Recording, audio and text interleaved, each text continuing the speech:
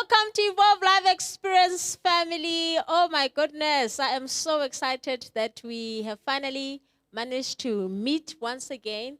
I'm excited to have you, and I'd like to take this opportunity once again to say thank you so much to Apostle Mahar Ramile and Dr. Ntabelen Ramile for this opportunity, and also to say to you, welcome. This is Evolve Life Experience, and I'm excited to have you tonight. I want to greet all the special 3 campuses that form part of Evolve, which is the South Campus, the CUT, Central University of Technology, and Main Campus. Thank you so much, guys, for tuning in. And everyone else that is watching that does not form part of those campuses, you are most welcomed. And thank you for tuning in. Remember, if you're watching from YouTube, subscribe on our channel if you have not subscribed yet. And don't forget to comment or even leave your comment, your question after we've had the conversation here with the special guest that I have for you guys today. And if you're on Facebook, do comment, do share. It's going to be amazing. I'm excited. Yes. And this evening, I am not alone. I have with me here a very important somebody, and her name is Sarah Maswabi. She is a deacon in our church, and she is a social worker. I just want to read about her profile. It says that she is a social worker by profession. She obtained her first qualification from the University of the Free State, and she has extensive experience in social work that has been gained over the last 18 years. She is married to Dr. Charles Maswabi, and together they are parenting a blended family, and they've been doing that for the past 17 years in their marriage. And they have 3 beautiful children. The 2 who came along with them as separate entities. You hear all about it in our conversation this evening. And then 1 born in within the marriage, who is my favorite, by the way. Not that her favorites, but she is. She's a delight. My deacon, thank you so much for coming today, for you agreeing to have this conversation with me. This is Evolve Live Experience. How do you feel sitting on that chair? Thank you very much for having me, my minister. It's truly an honor. Awesome. Yes. Thank you so much. She was just saying to me before we went live that it's always not easy sitting, being on this platform. So are you okay now? Are you comfortable? Yes, I'm all right. You good? Thank you. Awesome.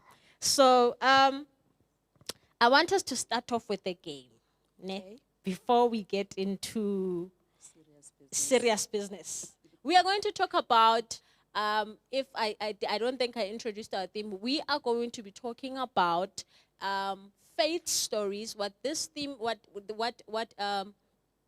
how I came about the theme was, I realized that when you read the book of Hebrews, it speaks about the different kinds of men and women who had faith stories. You look at Moses, you look at Sarah, who had faith in God and eventually managed to have a child. And you look at Abraham's faith, who together with Sarah, they couldn't manage to have a child, but eventually they could. Yes. And you look at Elijah, who didn't even experience death because of his faith. You look at there are different characters in the book of Hebrews that speak about faith, and I realized that before there's faith, there's always a story, So I wanted to uncover and unearth those stories, because I believe that every single person out there, even you at home, you have your own personal story. And your story, before it becomes a story, it's an experience. You are experiencing it now. Yes. Before you can tell someone else and teach someone else about it. So we are going to have that conversation with you from way when it started, when you were still 17, Yes. to what it is right now. Okay. And I am excited about it. But before we go there, I want us to play this funny game. It's just really an icebreaker. It's called Would You Rather?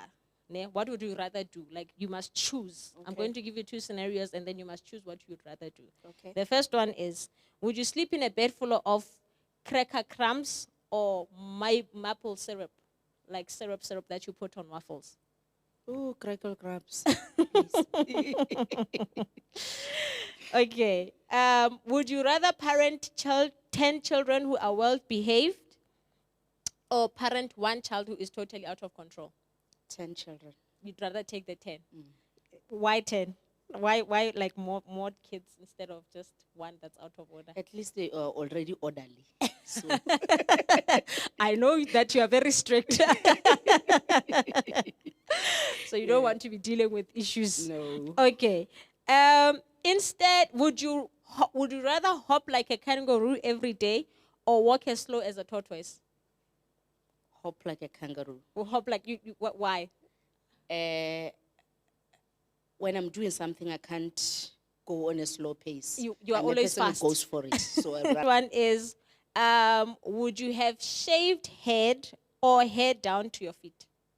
Would you rather be bald on your hair, or would you rather have hair that is as long as to your feet? shaved. Why? Easy to manage. Right. The reason why I wanted to play that was because I wanted to get to know you a little bit better. Okay. So, as I had said that, we are going to be talking about faith stories today. And I believe that we are going to have an exciting time. I read your book, and I think even while you were still in the process of writing the book, I said to myself, when we were told of the type of topic that you were handling, I could identify with the topic, because I myself felt like I have experienced, or I come from a family setup that's more likely like yours. Okay. So I really identified with the book. And the title of the book, for our audience, it's Successful Family Blending. We are going to explain what family blending is, and maybe even give an example. For example, I'll just share a story, my story. When I was born, my mom and my dad were not married, but they married after I was born. Okay. And then they divorced, I think, in a space of 1 year and 6 months. And I was taken to stay with my grandmother. Okay. And from that experience, I was raised by my grandmother until my mom could finish school. And we then, later on, my mom got married, and then she moved with me into the marriage space. Okay. So I eventually became part of a blended family in that sense, because in the family, then they had 2 kids. Okay. So I bring the blending. The And then blending. also my dad, who's my stepfather, also has his own kids, although they don't stay with us, but we are a very huge family. So I identified a lot with this book. Okay. But there are also lessons that I would want us to teach our audience this evening. True. And I'm excited about that. Now, let's get into it. So, in the book, I want us to go a bit into background information. In the book, you speak about a scenario that took place in remember I said that we are unearthing everything, even things that happened before what happened now. You spoke about an instance where you found yourself pregnant. Yes. And you were quite young. How old are you? I was 17. 17 years, meaning you were in grade 11. Yes. Right. Now tell me, how was that experience? How was that experience for you? Like, what was the first reaction when Me Maswabi, before she became Me Maswabi, when Sarah realized Sarah that, Khatebe. when Sarah Khatebe realized that, oh my goodness, I am pregnant. What was the first reaction, and how did you even find out that you were pregnant? You know, it was very traumatic. I can imagine. I didn't know what to think or what to do about it. Okay. And it's one of those things that when they happen, you instantly go into a hole. All of a sudden, you don't want to tell friends as much as, Yeah, because you're running away from being judged. yes, you know high school. Yes. Yes. All of a sudden you try to get, a baggy, something to cover up. A baggy uniform. Yes. Okay. Just to cover up. Okay. Yeah. How many months were you when you found out that you were pregnant? I really don't know. Wow. But with, what will make you realize is that thing that, every month our moms, they Yes. make sure that you have a packet of your Yes. Your sanitary your towels. sanitary towels, Right. and you can see when they are no longer moving, even if you're Yes. not conscious to Yeah. say Yeah. they are no longer moving. She's bringing a second packet, and you start to take that one and throw it at the back in the wardrobe. Ooh. To hide. Yes. Wow. Just so she does not realize that There's something going that one on here. is still standing there. Sure. You see. So yeah, it went on for a few months. My goodness. I'm not sure how many months. I couldn't talk about it. It brought a lot of shame. And tell me something there. Why did you feel like it was shameful? Was it because in the community there was a certain expectation from you, or was it just a thing in that time? Because right now in our society we have girls that are 12, 13 years old and they're pregnant and they're flaunting it, you know. We stayed on a small village at the time. And if I remember very well, we were the only family that was a Christian family, Wow. Everybody knew that my mom does not ask questions when it gets to that. When it gets to Sunday, she's like, I need to lock my house. And take my family to church. Yes. Wow. So we were there. It's one of the things that we were mocked about growing up as teenagers. They start calling you Mama Ruti Yes, and what. yes, yes. As you pass them, basking in the sun and you are going to church, you don't even want to, but You your are mom going. is, yeah. Yeah. So all those things are contributing to say you are already from this family that is under a spotlight that everyone is watching to say, We want to see what will come out of this. we want to see what will come out of this. Sure.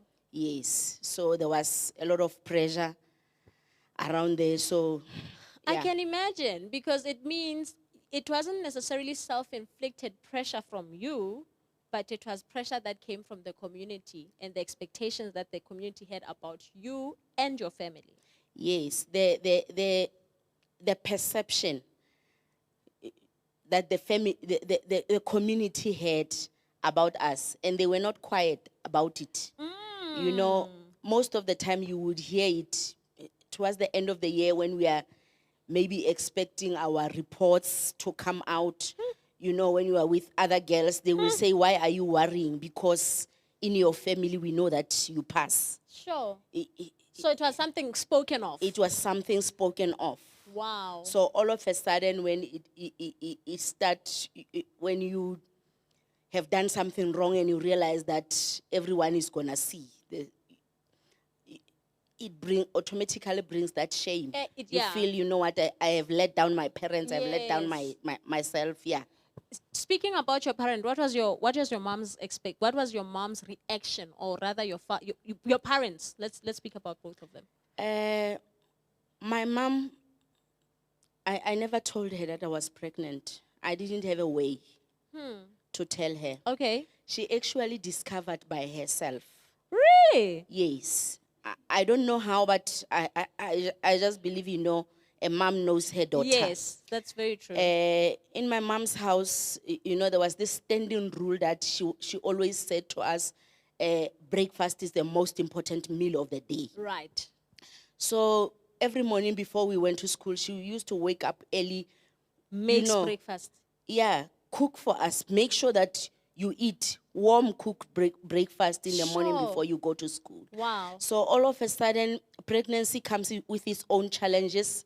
You know, morning sicknesses. I can't handle food that early in the morning. My goodness. So I would buy time in my room. You know, they keep on saying finish so that you can eat. The bus is gonna leave, and you buy time. So you'd stall on purpose so that by Yes, the time I don't want to eat. I'm already feeling nauseous, so I can't eat. So I'm buying time, but when I see it's 5 to 2 bus time, I take my school bag and you run out. Yeah, I'm in a rush. Sorry, I can't eat. So it went on until my mom said, because I think she did not have a way, she did not want to accuse me of something and then she is wrong. She my was goodness. careful about it. She one day put her foot down, woke me up early. She's saying, you know what? You are not leaving this house Before you eat. before you eat. Whatever it take, the bus can leave you, but We will take you to school. you are going to eat this morning. Because my mom have 5 children. I believe she knows the signs of pregnancy. She can see Yeah. that this one is running away from this food. There must be a reason why. Yeah. Because I always loved my mom's food. Yeah. Yeah, so that morning I sat there. I took a hap, I took the second one. And I started to run because now they want to I was throwing up. As I'm running out, you know, as I'm rinsing my mouth, my mom said to me, take your school bag, don't let the bus leave you. We will talk about this vomiting when you come back from school. I want to know, since when does my food make you this Vomit. sick? Yes.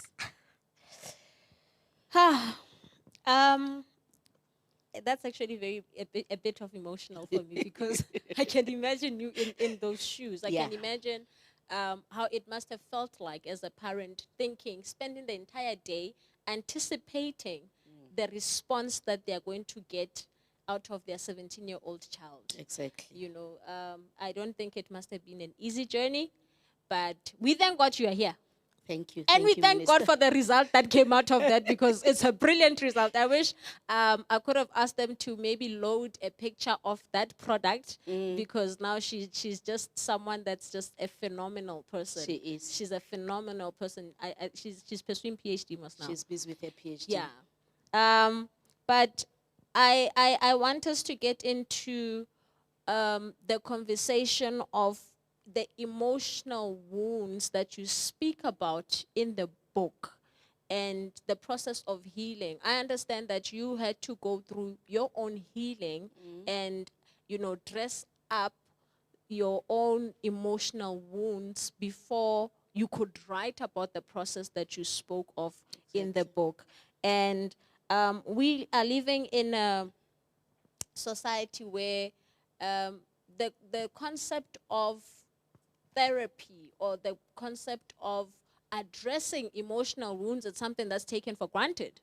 You know, especially in our Black community, when you are saying that you are going to therapy, you know, Yes. or they look at you with that, they stigmatize you because you seem to be this odd person that supposedly doesn't fit into society according to its norms.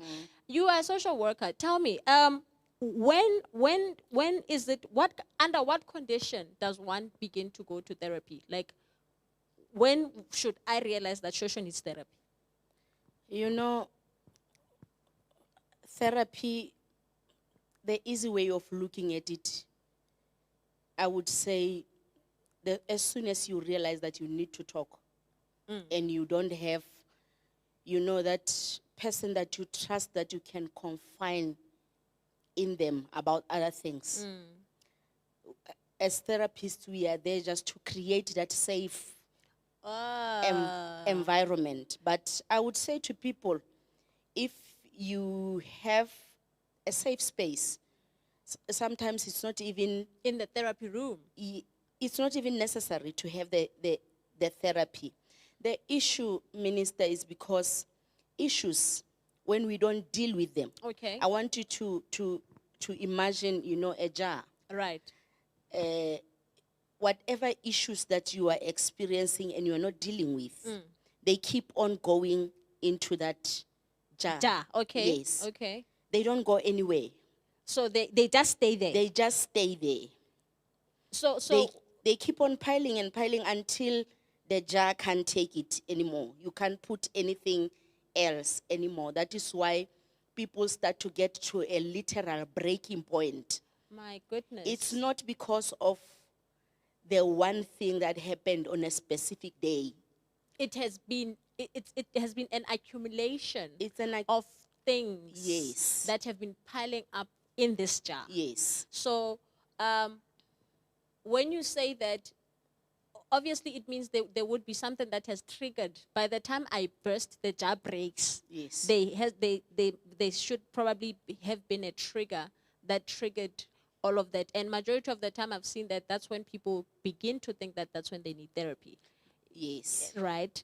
But I give me an experience of how it's like to be in a therapy room. It depends at what stage does a person come to a therapy session. Okay. Like I'm saying, it's a safe space where you can just come and debrief or offload Okay. to say, you know what, I lost my job. Right. And you want someone to listen to you about this one thing, and you get there and we talk about it. I give advice if I can give advice. Sometimes You're just there to listen. I'm just there to listen, and people are grateful that, thank you very much for listening. I needed someone that would give me an ear, and you did just that. So sometimes it actually brings me to something. So it means I don't necessarily need therapy when everything has piled up. It means I can decide as Shweshwe right now if I feel like I'm not being listened to. I can make a session and find a therapist and have a conversation with the therapist to take out that whatever that's in within me. It's actually more effective when you deal with it like that. Oh, okay. Dealing with one issue at a time. But if you wait for that full jar to burst, and then you come to my office, we are talking about your teenage pregnancy that you did not deal with, mother-in-law issues, work issues, right? It's church politics. It's a pile. Yes, they are scattered here. It's difficult to, even for the therapist, to help you, because all of a sudden you are going through all of them. You are like, this is what happened, this is what happened, this is what happened, this is what happened. And you're not getting. Now, I you need to help me quickly. As a therapist, when someone presents all the issues in front of you, do you eventually get help? Because I can imagine if I'm bringing 10 issues that I've not been dealing with for the past 10 years. Yes, we do. Obviously, it will take longer, but as a therapist, I'm going to say, you know what, let's list them. Right. Yes, as we pick them up, teenage pregnancy, okay, work problems, okay, in-law issues, okay, church politics, okay, list them. Okay. And then I'm giving you a choice to say, okay, we are going to have a few sessions, but what is the pressing issue? Where do you want us to start? Here, you know them. You put them on a list. Okay. Just to help you, to focus on one thing that is a burning issue at the moment. Then we make a next session, we take the next point, so ultimately we can finish them. Now, I want to ask you a question. Did you, with what you've been through as a child, did you at some point attend therapy sessions, or maybe if you can take us through the type of method or processes that you yourself went through to address your own emotional issues, especially or your own emotional wounds, if it did cause a wound as a child, being pregnant? I didn't necessarily undergo therapy. Okay. But I believe following a career or my studies in the line of social work, a lot of light was shared. Right. I got better understanding of things Right. that were happening. For an example, things like my own insecurities. As children in a home, they will always think a parent have a favorite child, Right. Okay. but it's things that when I got to university and a topic on position of family or of children in the family was addressed, Then you understood then better. I saw myself exactly as a middle child, because we are 5 and I'm exactly here. Okay. I have an elder brother, an elder sister, a younger brother, and a younger sister. Wow. I saw myself exactly. So I got to be helped through the 4 years that I was studying towards being a social worker. I was getting my own help. I could relate with a lot of things. Sure. Yes. Wow, that's beautiful, Deaconess. That's lovely. Now, I was just, shocked at what statistics says. It says that for the past 4 months, we have seen 1.8 suicides in South Africa. Yes. And this is emanating from issues that have not been addressed. True. It's emanating from emotional wounds that have not been addressed. It's emanating from, addictive behaviors, quite a stack full of issues that when COVID happened, people realized that they had so much of undealt issues in their lives. The jar was full. And now they had time to face themselves head on to say, but I've been struggling with this and I've been compensating with work, maybe, or even friends, because we are locked down and we're literally just stationary in one place. And so much so that so many people ended up committing suicide. How important is it for one to address their own emotional wounds? It's as important as dealing with your own physical wound. Sure. They are it's equally important to deal with them. But with the physical wound, because you can see it, you can see it's bleeding. The injured person and the person and everybody that is surrounding this person, they are compassionate. They right. understand. They give you all the support that you need. You can't stand for long. You are injured. You need to go need get to medical rest. help. Yeah. Yes, you go. You get all the dressings so that it does not get septic or what. You treat Wow. it. Yeah. But with the emotional wound, we suppress it. We put it away. We pack Sure. it somewhere. Like, I'll deal with it later. Yes. Okay. And then you lock it in the house. You escape to a workplace or wherever. That is why with the lockdown, people were locked in their houses with their full jars. You had to sit with it. And no escape, No from escape. from the full jar. Now the full It's- jar is looking at you. It's level 5 lockdown. You must just sit here next to your jar. Yes. Sure. So addressing an emotional wound, what you're saying is addressing an emotional wound is as important as addressing my own emotional wound. And how does one do that? How do I realize, oh my goodness, I've got an addictive behavior? Where do I go if I need help? Do I search it on the internet? What does one do when they realize actually have issues, a bag of them that are unaddressed, and now I would like to take action and actually deal with these issues? Yeah, like I said, there are people who are, privileged to have a significant someone Okay. that they can talk to and have this person, walk the journey with them. But we have organizations in our communities. Okay. In every community, there's not a community where there is not a social worker. And nowadays, there are social workers that are even allocated for specific schools. Sure, that's amazing. Yes. So people can go to those places, but you've spoken about an addictive behavior. That's where we come in normally.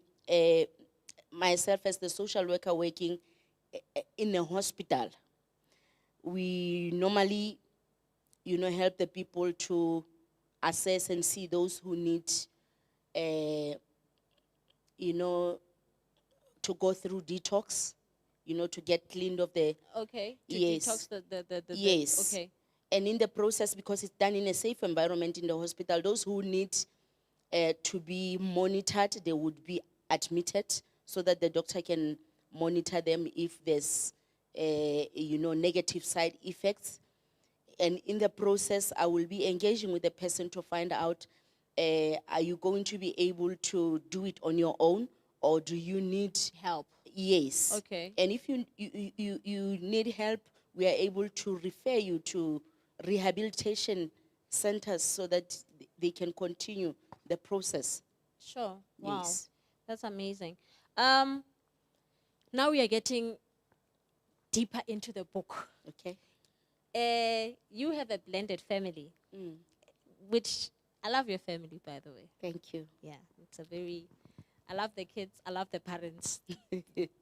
For me, you're just a very beautiful family structure. However, I've found that South Africa has not even South Africa, the world finds itself in a predicament where family structures are not the ideal structure, where you'll have a mom, a dad, and kids that belong Biological children. Yes. You find that there are families which are headed by children.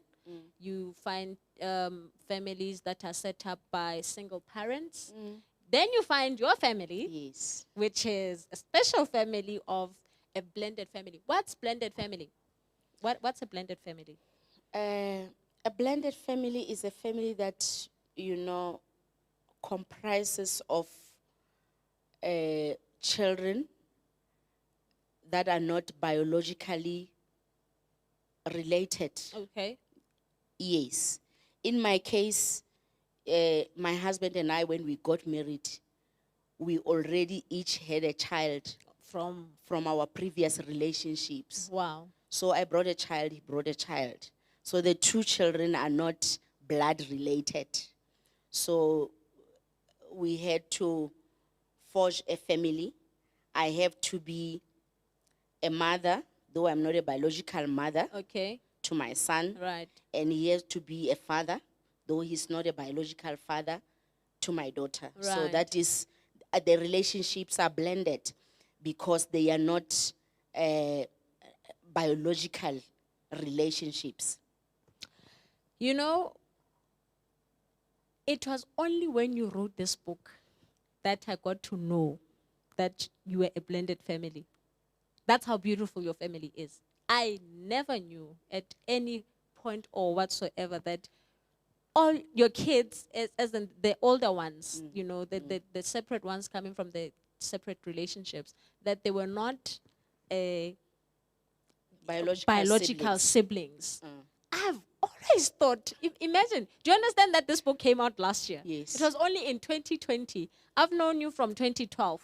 That it was only in 2020 where I was enlightened that you are from a blended family. And honestly speaking, I didn't even know what the concept meant. Okay. So this book taught me a new concept, taught me, I knew that I came from a family like that, and Yeah. it wasn't even something that we discussed or, it wasn't on the table for discussion. Yes. But your book brought, it availed, it brought conversation Okay. to the table to say, to discuss the dynamics of a blended family, because there are dynamics in a blended family. There are.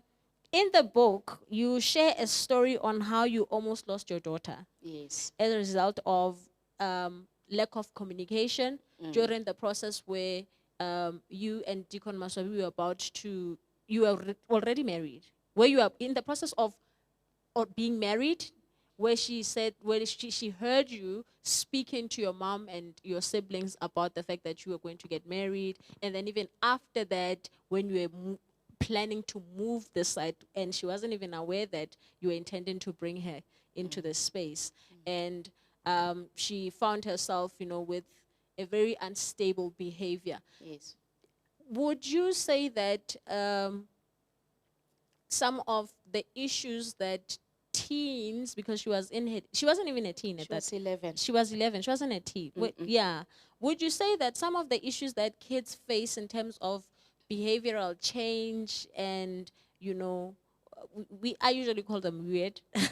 Would you say that lack of communication there of relationship and planning of family setups, and the fact that in the family setups the kids are not communicated to, can result into behavioral change for kids? Yes. Not only from my situation, but in my experience, I'm a social worker for 19 years this year. Wow. I have seen it a lot of times that the old system where children were seen and not heard, it's not working anymore. Children are asking questions. True. My 7-year-old now, everything is why, Yes, why. yes. Why And why are we doing that? Yes, and if you give her an answer is not satisfactory, she is going to poke for more. That's the generation that we have. We call them Generation Y.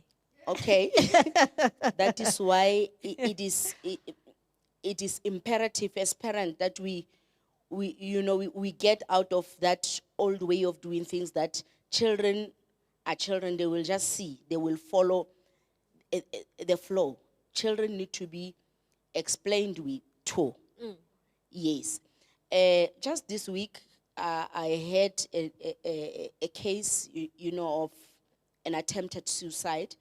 And when I was talking to this 20-year-old, the problem was also lack of communication or secrecy in the family. Her mom passed away. Okay. She has been brought up by her mom as a single parent. But she have grown up to realize that it takes a man and a woman to have a child. True. Now all of a sudden True. she have an identity issue. She have done her own research to look for the man, and she found him.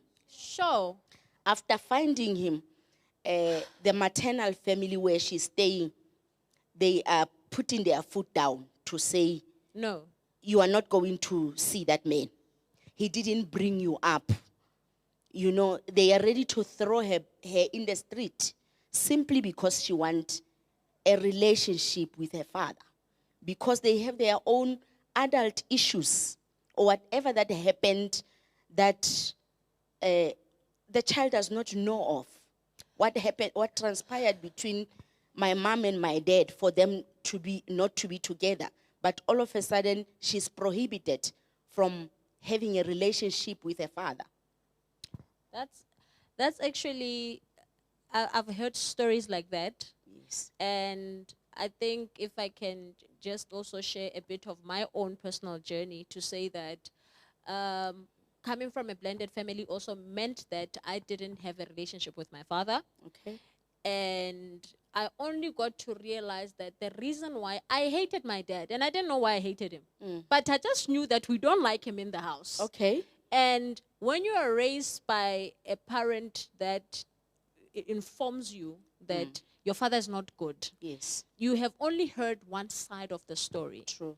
You don't have the full view of what transpired, when you were a child or even before you were born. Yes. And I then later realized that there wasn't really a valid reason why we didn't like the person. And then eventually I was given permission to go see the person. Okay.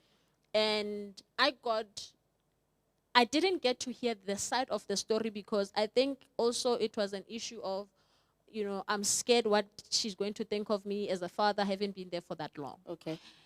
But my point is, I realized then that sometimes relationships are prohibited because the parent, it was a relationship thing. And then I got involved. They have their own unresolved Yes, issues. there are unresolved issues, and then I was involved as a byproduct Exactly. in the conversation, and then I got to suffer Yes. in the process. And now I'm 29, and I do have a relationship with my father, but it's not a very Strong one. strong relationship. But can you imagine that if I want to use light words, I missed out Yes. on a relationship because there were unresolved issues that could have been resolved if people decided to be amicable and sit and have a conversation so that a child is not affected. Yes. How do you mediate such a situation as a social worker between families where, for example, this lady that you have just spoken of? How do you intervene as a social worker? You know, as a neutral person, I'm able to be as objective as possible about about the situation, to make them aware, to say whatever happened between the mother and the father have nothing to do with this poor child. The child deserves a fair chance to have a relationship with both. True. Yes. True. But also to make them aware, to say, in this case, I'm no longer even talking about a child. Yeah. Yeah. This is a grown up. I'm talking about a young adult. That I don't want to go that route and make them aware of their own rights, to say you don't actually need anyone's permission For you to relate. for you to relate with your own father. Sure. They can't lock you in the house. You can relate. They can't even trace you because you can just decide as a young adult to say, I'm going to meet up with him whether they like it or not. Exactly. In places which are not seen. The fact that she is bringing them into the scenario actually shows that there's a sense of respect. And out of that. parents misunderstand that respect, and they take advantage sometimes when kids are approaching us out of respect Sure. for other things. It's not my decision, Sure. but sure, you are sure, just sure, consulted out of sure. respect. To say, be aware. Yes, be aware that This is what I'm yes, planning I'm to do. intending to pursue the relationship with this man. Whether he is going to reject me, I'm a 20-year-old. She will experience that for herself, and she will know that he rejected me. But it's not for you to deny To her. deny and cut the relationship. Yes, to protect her. I think for my mom, when I got my mother's side of the story, it really came from a place of protection. To say that she was protecting me from him. And I'm not sure from why Okay. there was a need for me to be protected from him, because my father is a lovely man, you know. There are mothers out there that are using kids. I think the conversation just took a bit of a detour. There are mothers, or sometimes even fathers, that have made up, they've made up their minds to say, I am not going to allow the other parent, to have contact. to have contact or to have a relationship with the child. And I just wish they would understand the importance of the damage that has been caused in the Yes, process. true. Of you trying to hinder the relationship. And I'm hoping that in this conversation, as you are listening, you'd have a change of heart. Yeah, I wish there are parents that are listening, so that they can realize that it's in the best interest of the child to have a relationship with both parents. It doesn't matter who have the custody of the children, but we should never use the children to fight our own battles, Wow. because it's our own battles that led to, whether it's a separation or it's a divorce, to the breakup of that relationship. It have nothing to do with the child. We should never fight like that and use our children As weapons. because it's true. You know, there's a saying. It sounds cliche, but it's true that when two elephants fight, it's always the grass that will get hurt. That will suffer, of course. Yes. That's very true. There is a young person that's sitting at home, probably, you know, in a circumstance or even in a similar situation like your client, as you have shared, that not necessarily they don't want to commit suicide, but they have been hindered into having a relationship with one of the parents. How would you advise that what advice would you share with them if they want to maybe relate with the next party? I would say it's important that they communicate their wishes or Desire. yes, their Okay. desire with a significant other. Okay. Like an aunt, an uncle, or a grandmother or a grandfather. You know, that significant person that you also know that they will hear you out and they will be able to mediate in your favor. But if it's not working, there's always offices of professionals like myself, because what we do in our offices is to create a safe environment for everybody. When a child comes with something like that, I send out a call-out letter to say, parents, can you Come you into the pop office. in to my Okay, office? okay. Yes, and then we have that one-on-one. Sometimes ask the child to sit outside and we talk like parents. Right. You know, I always say to parents, before I'm a social worker, I'm a mother. I'm a Wow. mother. Yeah. Yes. I'm not a social worker first, then a mother. I'm a mother before I come here. So let me talk to you from mother to mother. Wow. Yes. Because that breaks our children. I will go back to my own child. It was not the problem of the relationship with the father. Because in my case, the father passed away when my child was still a baby. Wow. She was like 1 to 2 years. He was stabbed. Yeah. Oh, man. Yeah, and he passed. So, you know what? She can't relate pursue with that. someone. Yeah. Yes, so she never knew him because he passed away when she was still very young. But my daughter was the first grandchild of my parents, Wow. which made them too overprotective. She was like our last born to my mom. Yeah. So you were siblings. We were literally siblings. I was her 17-year-old sister. Wow. From day one, when I came back from hospital with her, my mom took her away from me. I never stayed out of school because I was raising a baby. I never had a gap year. Wow. My baby was born in January the 26th, but my mom on that day, she submitted a hospital letter to the principal asking for a month. So the 3rd of March, the same year, I was back in class. Wow. My mom was a domestic worker. She carried her baby and put her on the back And went to work. and went to work. While you went to school. While I went to school, Sure. she would tell me that she is the last domestic worker. She's not bringing up any domestic workers. That's beautiful. Yes, so she just wanted me back in school. That's why I'm saying I never mothered, not even for 1 year that she left me with the baby.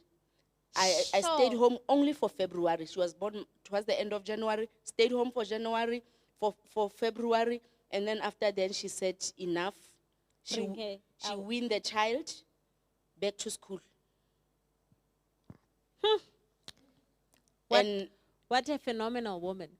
then I finished my matric, and when I finished my matric, she's like, what are you waiting for? You must go back and go do something about your life. You must go to Bloemfontein. I'm from Bethlehem originally. go pursue your career. Sure. So for about 5 years of my child's life, I was in Bloemfontein only going home during school holidays. That's why I'm saying I was an elder sister that So- my child only saw during school holidays. Ah, beautiful. Yes. We are almost about to wrap up the interview. There's a significant conversation in the book that actually makes me laugh because I wish I had something like that, but I don't. Your daughter carries the surname of her stepfather, right? Correction, she carries my surname.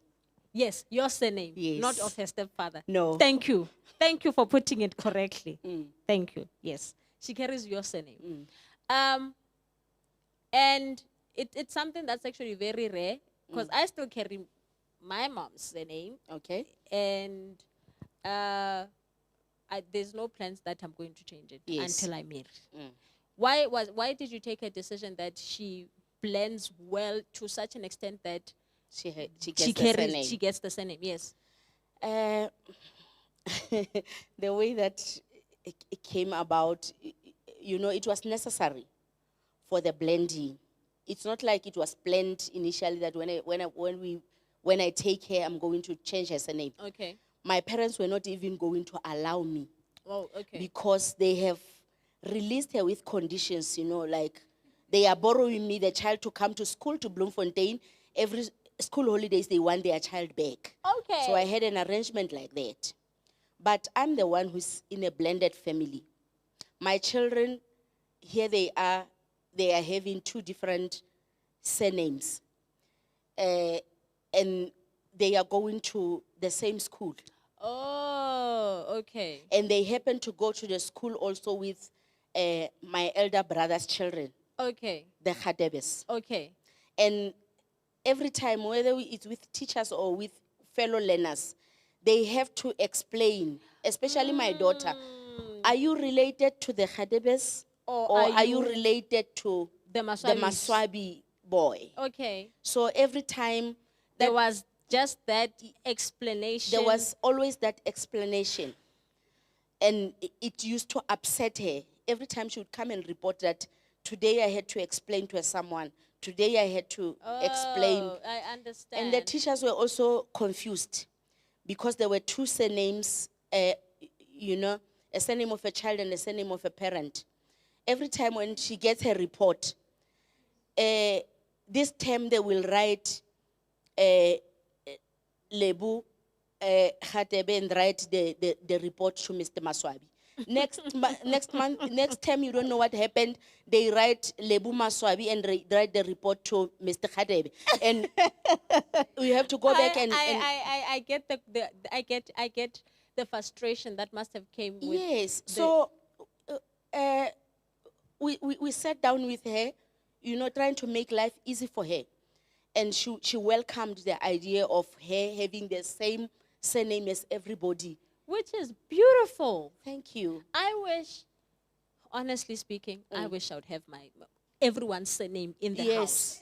Because now, let me give you a scenario in my household. Yeah. So my dad is Xhosa. Yes. Right? My mom is Sutu, which makes me Sutu. But my siblings are Xhosa because of the father. Yeah. So in the house when we speak, they all speak Xhosa when they speak to my father. But I speak Sutu when I speak to him. And then when everyone speaks to me in the house, they speak Sesotho. Yeah. But now, when I speak to my father, then I speak Sesotho. We don't get, there isn't that middle ground where I just a sense of gel, belonging. a sense in of the belonging. family. Yes, where I just blend fully with the family to say, we are one. A lot of families, they don't understand it because they are not in the situation of blending. I'm not leaving my parents out of it. As awesome as they were supportive to me, but they didn't understand the dynamics of a blended family because they have never blended anyone. Yeah. So I wasn't even going to suggest to them that I want to change the child's surname. Huh. I did it without them knowing. And one day, they saw it on her passport. And my mom, she told me the following day to say, child, I couldn't sleep. To realize that me saying correction, in her exact words was saying, to realize that you took the child away from me and you gave her to the Maswabis. That's where I'm like, no, let's talk about it. I don't remember giving my child to anyone. I didn't fetch the child and take the child to my mother-in-law. The child is with me. The child is with me, and I'm that Maswabi. The child have my surname, not my father-in-law, not my mother-in-law, but I'm the Maswabi that the child have the surname. You know, my mom was even going to lengths of, blackmailing me around it to say, you don't know what life holds for you. What should happen to her? Should you die? It got to that extent. It got to that extent, but I'm like, okay, tell me, should I die? Are you telling me that you are going to forget that I have a child by the name of Lebu? Yeah, which is true. Yeah. Which she raised. Yes. For a good 10 years, and you did a good job. Now you are not going to be able to do that if I die just because tomorrow, of a name. because she have a different surname. Her mother's surname, for that sake. Sure. Yeah, no, you are truly a phenomenal woman, Deaconess. Like, yeah. Most people, as much as I was affirmed that I was getting in, and I'm very affirmed in my family. Honestly speaking, I'm very affirmed. However, it would have been lovely if I also carried the same name. True. It would have, it comes with a sense of belonging, Yes. a sense of identity. It's a constant reminder. Yes. That I don't speak the same language with these people. I don't have this, I don't belong here. So much so that I do go home, but when I'm home, I'm just like, okay, hi, bye. Yes. You see? Because I feel like they're okay when they're there. With their children. With their children. And I am the other children. You see? Yeah, I'm the other child. Yes. I just want to ask you, Aish, I can't do all of these questions. I'm really sad. However, let's talk about the fruits of your blended family, which really, as I said earlier, that this is a story of faith, faith in the sense that you hoped and you believed God that eventually you would have a family, even though your family is not the ideal family that people think an ideal family is, but you have a beautiful family. And out of that family, we have this product, which this is a fruit of that came out your experiences as a family. And if you can just share with us, why did you decide in writing the book? It has been impressed in my spirit. I think it was like for 3 years. Sure. It's just that I didn't know how to write a book. But it always came to my mind that, you know what, I've been through so much. I can really write a book with this life. Until, I had a chat with Dr. Ramile as my coach, and I heard that I can get assistance. In writing a book? In writing a book. Wow. Yes. So, yeah, I'm grateful to God. How was the journey like? Of writing a book? Yes.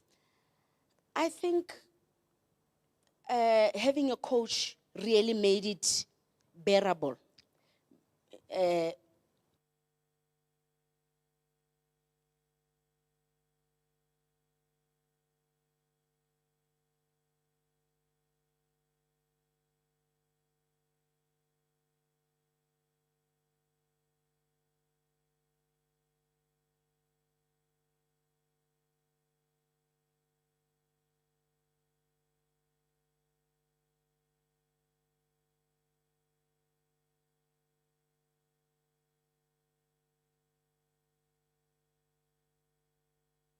Nice and challenging that we experienced.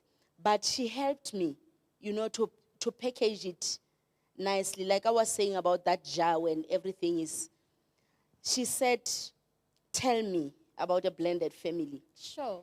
And I was starting, understand if I'm giving her 17 years of my life, things are scattered. It's everything, everywhere. Yes. Meantime, she was making that list that I was talking about, to putting everything in writing. And then she was grouping them to say, you can have a chapter here, you can have a chapter here. Wow. Yes. And then she gave it to me, like a skeleton to go and really expand on it. So it was the key points of what I told her that were reminding me not to leave important things out. Sure. And she have packaged it so I didn't have to confuse what happened in the 5th year of my marriage with what happened in the 1st year. I was able to have that, the flow of events because my coach helped me to package it accordingly. That's beautiful. Um, my goodness. I've got so much to still ask you, but it's okay. Because of time, I'm just concerned and conscious of time. Your story is a story that is a beacon of hope for other families. I'm intending on shipping this book to my mother in Matatiele because I believe she needs to read this book. We are a blended family in my house, and I strongly believe that there's much lessons that can be withdrawn out of this book.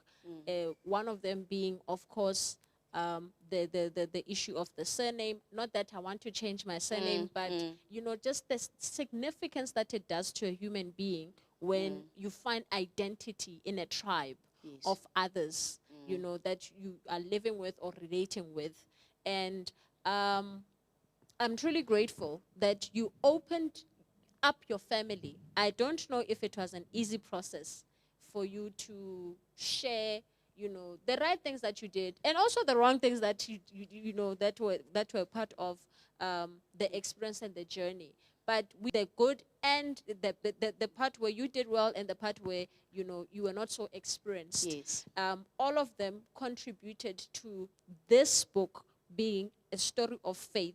And I believe that there are families out there. Today, I'm not only even addressing young people because the show is designed and people belong in a family. True. And like myself, some of them belong in a blended family. Some of them are adopted. Yes. Some of them, they are leading families already. They are adults, and later on, they might even have blended families themselves, So I want to encourage them to say that they need to get this book. This book is 130. I always say that your personal development is far, far, far more important than what we wear, how we look, what we apply, True. how we smell.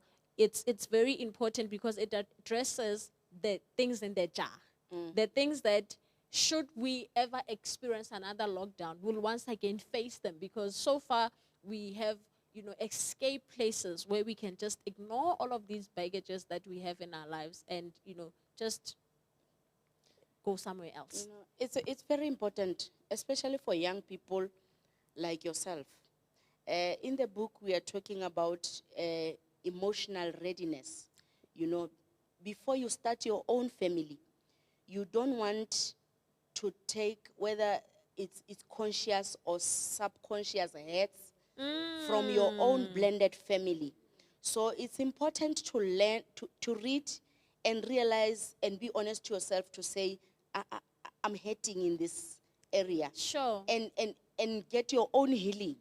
Like I'm saying, as you are reading, you will be able to heal from other things, to forgive your parents for lack of insight, because I don't think they meant to sabotage you in any way by not fully blending you with them to make sure that you speak the same language they speak in the house. You have the same surname, that your younger siblings, they know that you are one with them.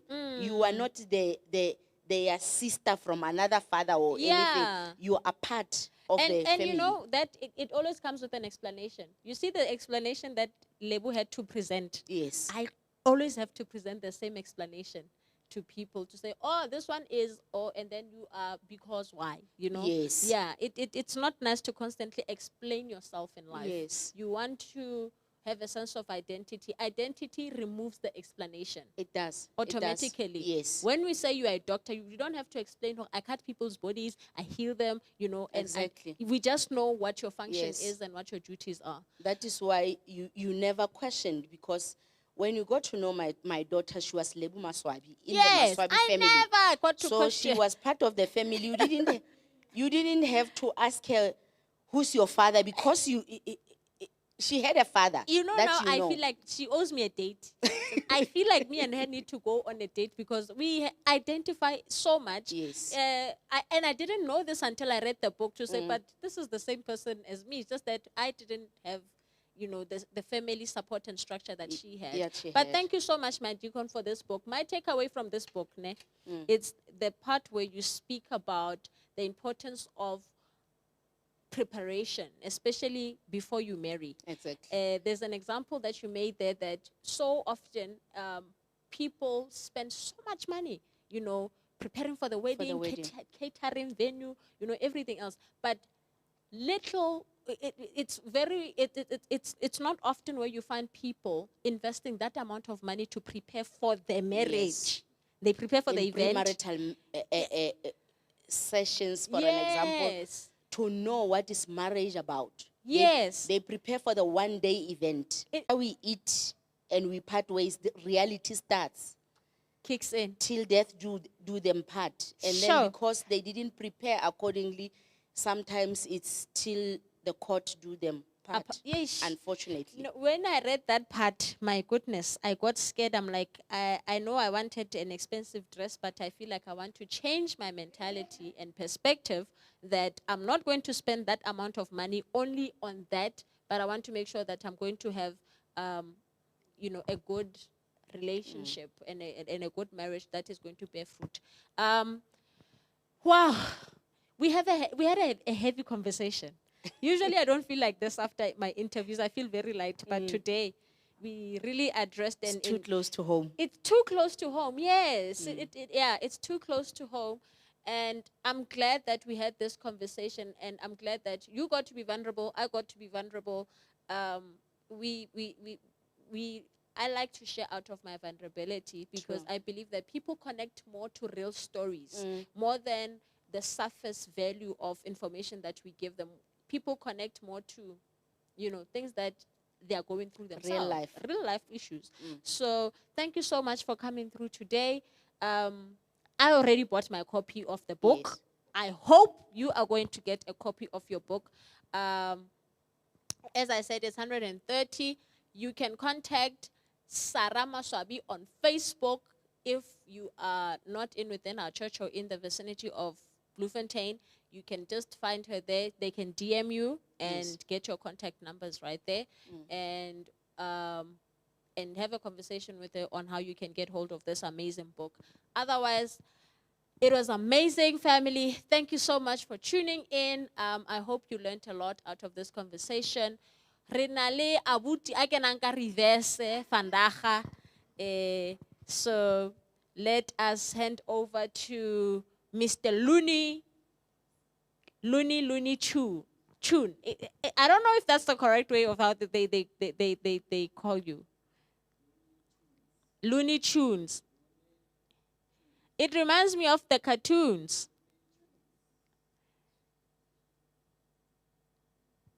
Awesome.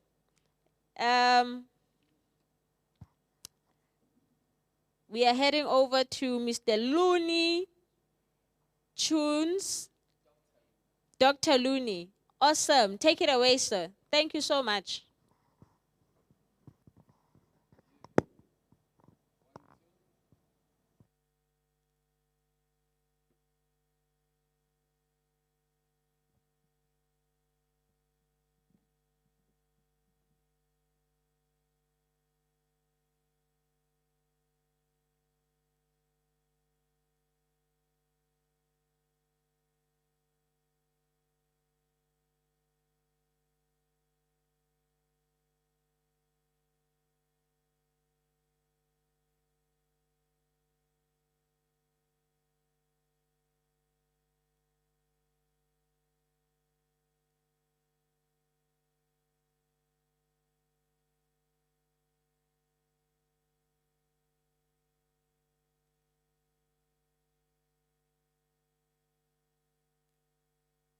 1, 2.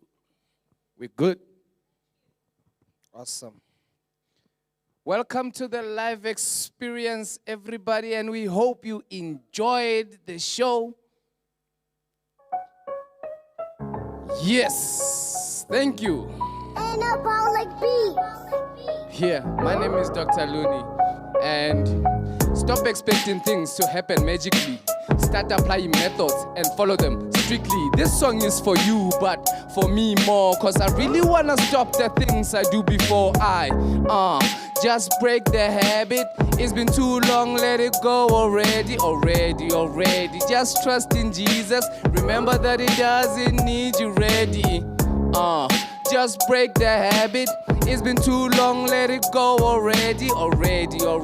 Just trust in Jesus. Remember that He doesn't need you ready. Kiri. Break the habit and believe in Christ. Come as you are and don't disguise. Even though fig trees are empty and no grapes on vines. Repentance and fear of the Lord is wise. Don't judge things based on your own agenda. Break also that habit of changing your natural gender. Oseka pretender, mudimu ki defender. Jesus, SMS Yahweh, I sender.